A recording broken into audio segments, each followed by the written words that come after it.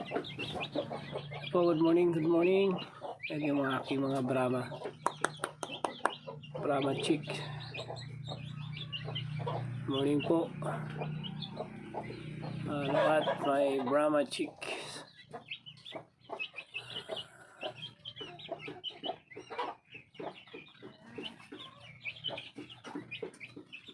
Yan sila oh. Inalagaan ng native chicken. Yan po yung iba. Yan sila. Yun po yung kanyang adopted mother. Yan po.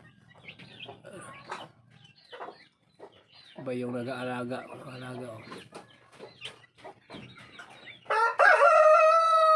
Yan ito. Sila.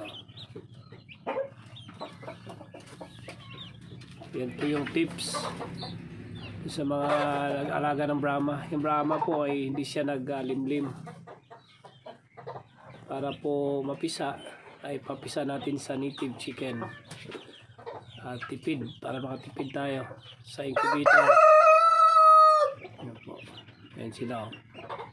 Yung iba, yung adopted mother niya yung gold. Galing. Nakakalaga.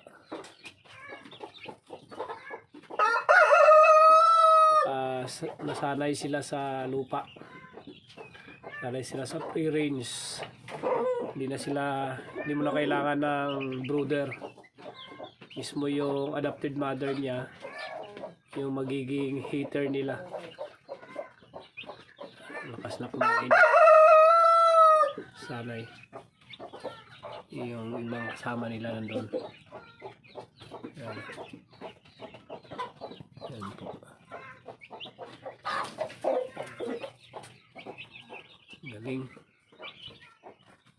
Magaling. Yan po. Yan, para makatipid kayo doon sa mga nag-aalaga ng Brahma or yung mga manok na hindi naglilimlim.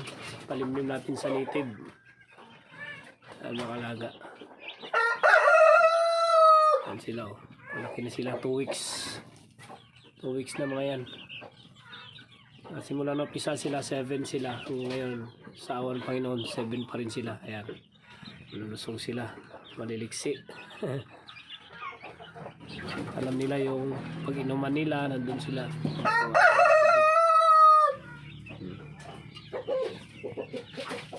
Labas-pasok.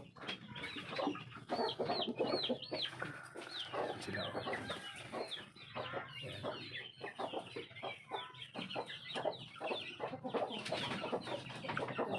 Yan sila. Cute nila. Marami.